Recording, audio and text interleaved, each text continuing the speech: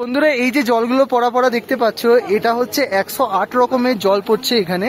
তো আমরা এটা পরিকল্পনা নিলাম যে 108 রকমের জল আমরা এখানে অল্প অল্প করে ভরে ভরে ভরে ভরে যাবো। হ্যাঁ চলো এবার এখানে অল্প অল্প করে 108 রকমের জল একটু বেশি বেশি করে ভরো যাতে পুরোটা ভর্তি হয়। তো বন্ধুরা দেখো এখানে জল নিচ্ছে অনামিকা।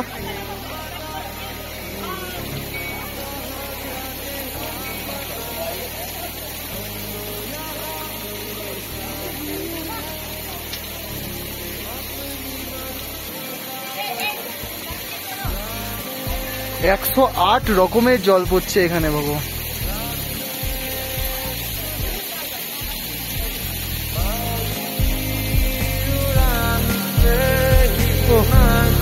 ভগবান তুমি কি কোথায় নিয়ে এলে আমাকে, তোমার জায়গাতে তো নিয়ে চলে এলে সত্যি গো।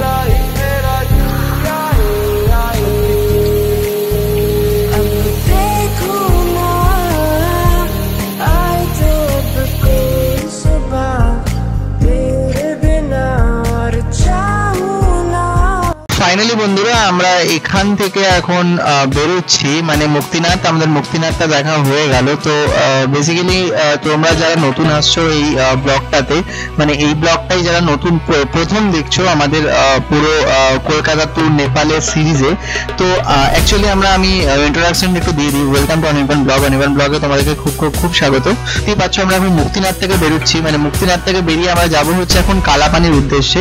তো কালাপানি নিয়ে একটু বলে নিই। কালাপানি হচ্ছে এমন একটা জায়গা মানে নেপালের, যেখান থেকে তুমি বলতে পারো যে 4-5টা পিক দেখা যায়। যেমন অনেকগুলো পিক আমি তোমাকে আমার আগের ভিডিওগুলোতে বলে এসেছি।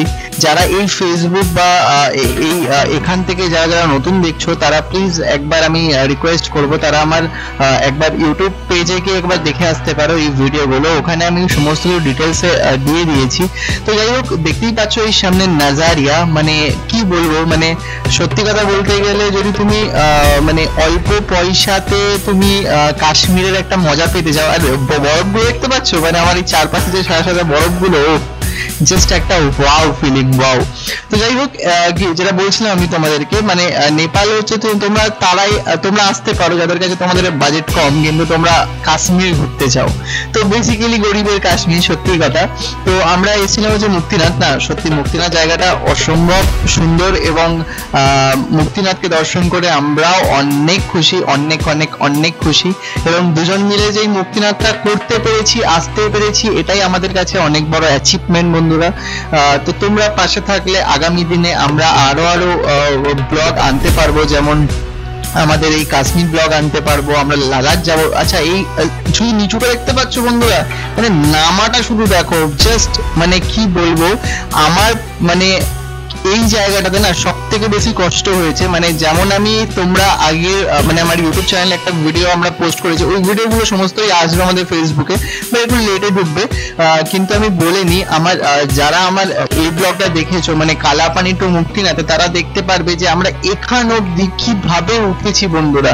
এবং তোমরা ভাবো জাস্ট এত উঁচুতে, মানে এটা ছিল হচ্ছে প্রায় ধরে নাও 3710 মিটার মতন।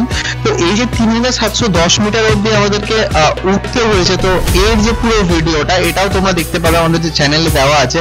তো মানে কালাপানি টু মুক্তিনাথ, এবার এই ব্লগগুলো না প্রচন্ড পরিমাণে বড় হয়ে যাচ্ছে। তার একটাই কারণ বন্ধুরা, যেটা হচ্ছে যে এখানে এতটাই মানে কভারিং এর জায়গা আছে, মানে ক্যামেরা বন্ধ করার মতন কোনো অপশনই আমি খুঁজে পাচ্ছি না। মানে যেদিকে দেখাচ্ছি সেদিকেই মনে হচ্ছে ক্যামেরা চালাতে। আচ্ছা, একটা জিনিস তোমরা লক্ষ্য করেছো, এইখানটা অনেকটা লাদাখের মতন ভিউ। তার কারণ হচ্ছে দেখো, এখানকার পাহাড়গুলো ওই মাটি মাটি কালারের পাহাড়। তো একটু বলে রাখি আমি মাটি মাটি কালারের সম্বন্ধে পাহাড়টা, মানে তোমরা হয়তো এর আগে অব্দি যে মানে পাহাড়গুলো দেখে আসবে, মানে মুক্তিনাথের ঠিক ঢোকার ধরে নাও 60-70 কিলো। জাস্ট পিকটা দেখো বন্ধুরা, সামনের পিকটা জাস্ট মারাত্মক লেভেলে। তো যাই হোক, তোমরা যারা এই মুক্তিনাথের উদ্দেশ্যে আসবে, তো তোমাদেরকে একটু বলে নিই আমি, মানে তোমরা কালাপানি ঢোকার আগে অব্দি বা কালাপানি থেকে মোটামুটি ওই জমসম ঢোকার আগে অব্দি তোমরা মোটামুটি গ্রিন গ্রিনারি একটু পাবে। তো যাই হোক, এখন দেখতে পাচ্ছ এই যে গ্রামটা, এই গ্রামটাই হচ্ছে জমসম গ্রাম, দেখতে পাচ্ছ। তো এই গ্রামটা খুবই সুন্দর গ্রাম, তোমরা এখানে থাকতে পারো। এখানে একটা জিনিস তোমরা দেখতে পারবে, নিচেটা একটু গ্রিনারি দেখতে পারবে, তার পাশে পাশে এই যে মাটি মাটি কালারের পাহাড়। তো এটা একটা সকালে যখন তুমি উঠবে আর এই যখন এই সমস্ত ভিউটা তুমি দেখবে, চারিদিকে স্নোক্যাপ মাউন্টেন, এদিকে নদী বেরিয়ে যাচ্ছে। আচ্ছা, এই নদীটার নাম আমি এক্স্যাক্টলি জানি না, আমি বলতে পারবো না, তো আমি যদি পরে জানতে পারি তো ভিডিওর ওপরে দিয়ে দেবো। তো যাই হোক, এখন এই যে সামনে যে পিকটা দেখতে পাচ্ছ না বন্ধুরা, এটা I think Mount Annapurna type কিছু একটা হবে, তো এক্স্যাক্টলি জানা নেই, তো আমাদেরকে জানতে হবে। তো এটাও আমি তোমাদেরকে বলে রাখলাম, যদি আমি পরে জানি তো আমি ভিডিওটা অবভিয়াসলি দিয়ে দেবো। যাই হোক, দেখতে পাচ্ছ মানে এর নিচেটা না মানে অত্যাধিক লেভেল, মানে তোমাকে নেমেই যেতে হবে, নেমেই যেতে হবে, নেমেই যেতে হবে, মানে কতটা উঁচুতে উঠেছিলাম ভাবো, বলে আমাদেরকে এতটা নিচুতে নেমেই যেতে হচ্ছে, নেমেই যেতে হবে। যাই হোক, সবকিছু আমাদেরকে এই যে বাইকটা আনতে পেরেছে আর ওঠাতে পেরেছে, এটাই আমাদের কাছে অনেকটা বন্ধুরা, আর কিছু না। তো যাই হোক, এখান থেকে এখনো মোটামুটি কালাপানি আমাদের একটু দেরি আছে। তো আজকে কালাপানি থেকে বেসিক্যালি একটা শান্তির ঘুম হবে। কেন বলো তো? কারণ এই কদিন আমাদের একটা টার্গেট ছিল যে আমরা ইয়ে করবো, মুক্তিনাথ করবো, মুক্তিনাথ করবো। আচ্ছা, এখান থেকে বলে রাখি, আবার আমাদের বাজে রাস্তা স্টার্ট হয়ে গেল। তো বাজে রাস্তার কথা তো বলোই না বন্ধুরা, মানে নেপালে যেটা সব থেকে বেশি আমরা পেয়ে এসেছি এতক্ষণ অব্দি, সেটা হচ্ছে বাজে রাস্তা। হ্যাঁ, মানে ভালো রাস্তা আছে, বাট মেন জায়গাগুলো না, যেগুলো তোমার বেশি পাওয়ারের প্রয়োজন, যেখানে বেশি তোমার একটুখানি ইয়ের প্রয়োজন, সেখানে তুমি পাবে না। আমরা নিয়ে যাব তো কোথাও না, মানে অন্য জায়গায় নিয়ে আসতে পারিনি, তবে এই ব্রিজটা তো নিয়ে আসতে পেরেছি। জাস্ট চারদিকের ভিউটা দেখো বন্ধুরা, ভিউটা ও। আচ্ছা, এই ব্রিজটার নাম হচ্ছে পাগলিং ফালাক ধারজং না কি আছে জায়গার নাম এটা। এই ব্রিজটা দিয়ে ওই জায়গাটাতে যেতে হয়। ও মারাত্মক লাগে, চাঁদও দেখা যাচ্ছে এখান থেকে পুরো। চলো, আরেকটাও ব্রিজ আছে কোরিয়া ব্রিজ বলে। কোরিয়া ব্রিজ যেটা আছে, কোরিয়া ব্রিজে তোমার প্রচণ্ড ভয় লাগবে, কেন কোরিয়া ব্রিজটা প্রচণ্ড মানে তোমার নড়বে। চলো চলো একটু ঘুরে আসি, চলো। নড়ুক না। ও ওয়াও, কি লাগছে বন্ধুরা, ও ওয়াও। এখন জমসমে এসে দাঁড়ালাম, উপর থেকে ডাইরেক্টলি নেমে এসে জমসমে এসে এখানে প্রচণ্ড পরিমাণে খিদে পেয়েছে বন্ধুরা। তো একটুখানি খাবো, খাওয়া দাওয়া করে এখান থেকে তারপরে আবার বেরোবো। তো দুটো ভেজ থালি অর্ডার দিয়েছি, তো ভেজ থালি এখন আসছে 400 টাকা করে পার প্লেট। তো ভেজ থালি খাবো, খাওয়া দাওয়া কমপ্লিট করে এখান থেকে ডাইরেক্ট বেরিয়ে যাবো হচ্ছে তোমার হোটেলের উদ্দেশ্যে। তো চলো, এখানে ভিডিও না করে একদম ডাইরেক্টলি দেখা হচ্ছে একদম বাইকে। টাটা। তো বন্ধুরা, ফাইনালি আমরা আর এই বসিখলার কাছে চলে এসেছি। মানে এখান থেকে আর ধরে নাও 7 কিলোমিটার মতন আমাদের হোটেল। তো 7 কিলোমিটার আর চললেই মোটামুটি আর 10 মিনিট চললেই আমরা হোটেলে পৌঁছে যাবো। তো যাই হোক, আমি যে কারণে ভিডিওটা তোমাদেরকে চালালাম, সেটা হচ্ছে একটাই কারণ, সেটা হচ্ছে এই জিনিসটার জন্য। এই জিনিসটার জন্যই আমি চালালাম ঠিক ভিডিওটা। ও কি লাগছে বন্ধুরা, মানে যতবার দেখি ততবার ভালো লাগে। কোনো পুরনো বলে কিছু হয় না, মানে এইসব জিনিস যে পুরনো হয়ে যায় এসব কিছু নেই। বিশেষ করে যতবার দেখি ততবার ভালো লাগে।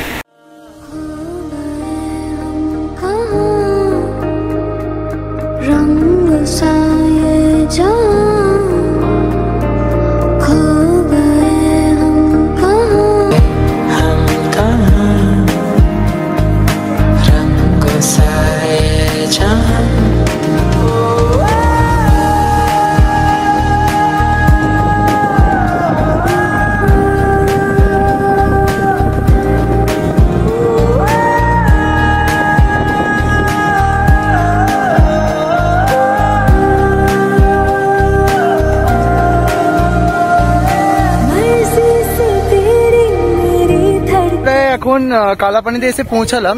এই মাত্র এই আমাদের হোটেল দেখতেই পাচ্ছ, ওই যে হোটেল 4 ফিক্স বলে হোটেলটার নাম। তো হোটেলের যে মালিকটা, মানে যে ম্যাডামটা, সে একটু খিচখিচে টাইপের, বুঝতে পেরেছো তো?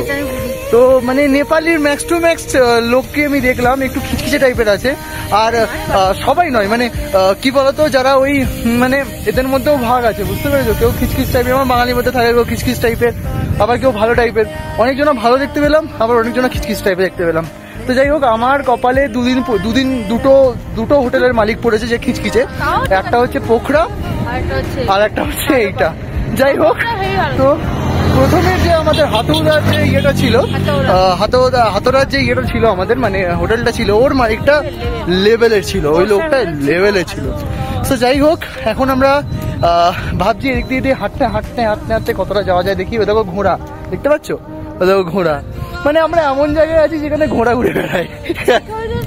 তো যাই হোক বন্ধুরা, আজকে আর কিছু নেই, মুক্তিনাথ কমপ্লিট হয়ে গেছে। তো যেটার জন্য এসেছিলাম সেটা একদম মানে ডান, সুন্দর করে ডান। এখন এবার বাড়ি ফেরার পালা করতে হবে, দেখি কতটা কি করা যায়, আজকে দিনটা এখন কাটাই। আর চলো দেখা হচ্ছে আবার সন্ধ্যেবেলার দিকে, যদি কিছু পাই তো, আর না হলে আজকে ব্লগটা এখানেই এন্ড করছি, আবার কাল থেকে স্টার্ট হবে।